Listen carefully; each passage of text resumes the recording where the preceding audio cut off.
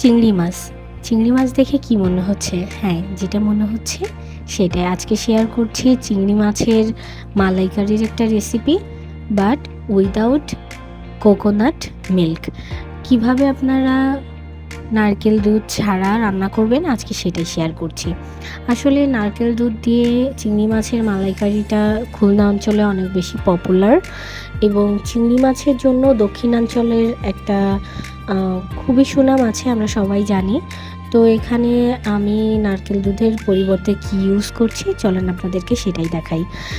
এখানে আমি প্রথমে আদা রসুন বাটা এবং পেঁয়াজ বাটা, রসুন বাটা এগুলো দিয়ে মশলা কষিয়ে নিয়ে আজকে শুকনো ঝাল দিয়ে আমি রান্না করছি, এবং চিংড়ি মাছগুলো দিয়ে আমি 1 মিনিটের মতন কষিয়ে একটু পানি দিয়ে দিয়েছি, এবং এখানে আমি টক দই অ্যাড করেছি, এবং নারকেল দুধের বদলে টক দইটাই আমি আসলে এখানে ইউজ করছি, যেটা আমার নারকেল দুধের অল্টারনেটিভ হিসেবে কাজ করবে।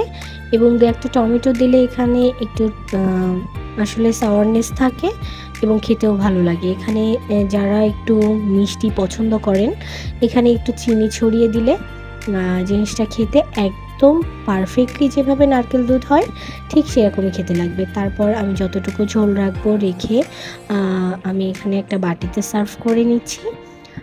এই রেসিপিতে সবাই রান্না করে খেয়ে দেখবেন। আশা করি আসলে নারকেল দুধের টেস্টেই আপনারা এই জিনিসটা ট্রাই করতে পারবেন। তো সবাই ভালো থাকবেন।